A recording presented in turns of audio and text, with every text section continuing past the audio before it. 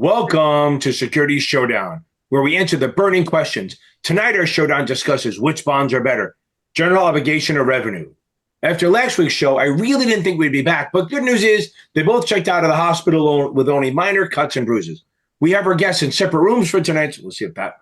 Well, tonight's guests are ready to throw down. Representing Geo Bonds, we got Sarah, who says safety first, and on Team Revenue Bonds, it's Mark, who's all about higher returns at any cost.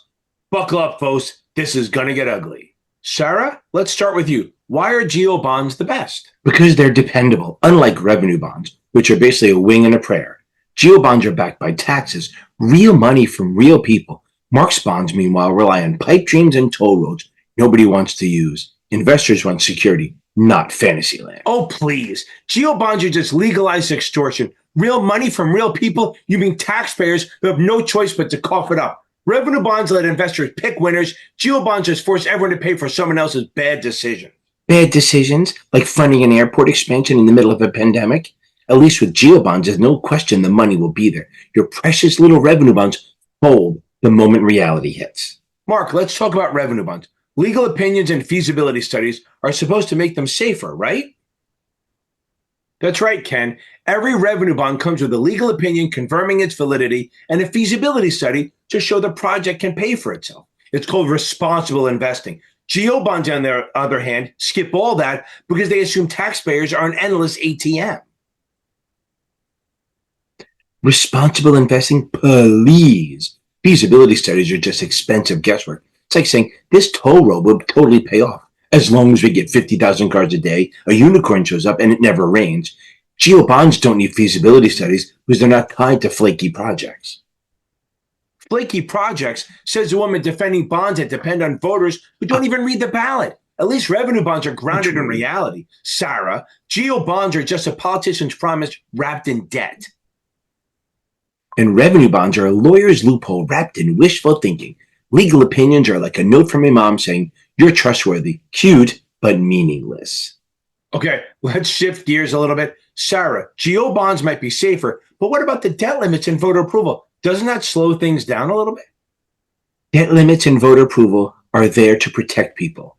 Unlike revenue bonds, which lets Mark's buddies issue debt for every harebrained project they can dream up, Geo bonds keep things in check. No wild spending sprees here. Oh, spare me the self-righteous act.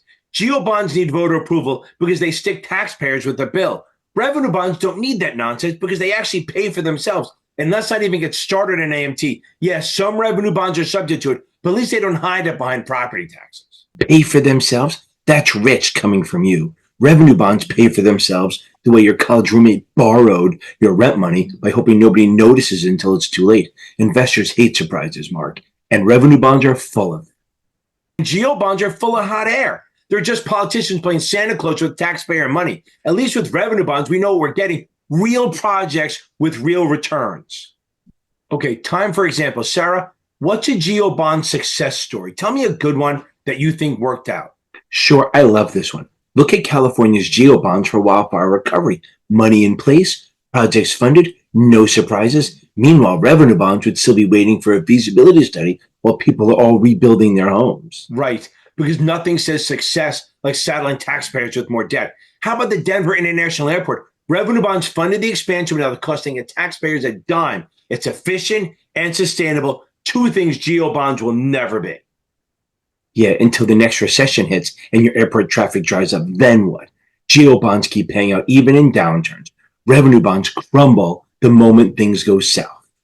Okay, your turn, Mark. Last round, why should investors choose your bond over Geo bonds? If you want real returns and are tired of babysitting politicians, go with revenue bonds. Pick projects with strong feasibility studies and a legal opinion, and you'll come out ahead. Geo bonds for people who think low risk means low reward. And if you don't want to lose your shirt because a toll road went bust, stick with Geo bonds. They're backed by taxes, not fantasy. Revenue bonds are for people who think due diligence means rolling the dice. Better to roll the dice and let politicians gamble with my tax dollars. Geo bonds are just excuses for cities to overspend and pass the buck. And revenue bonds are just excuses for bad projects to waste investor money. At least with Geo bonds, you know what you're getting. Stability, reliability, and no lawyer's notes needed. Wow, that was intense.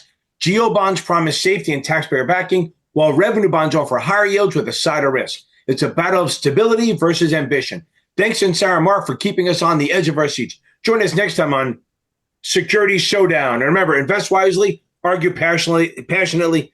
Thank God we're out of here. Oh.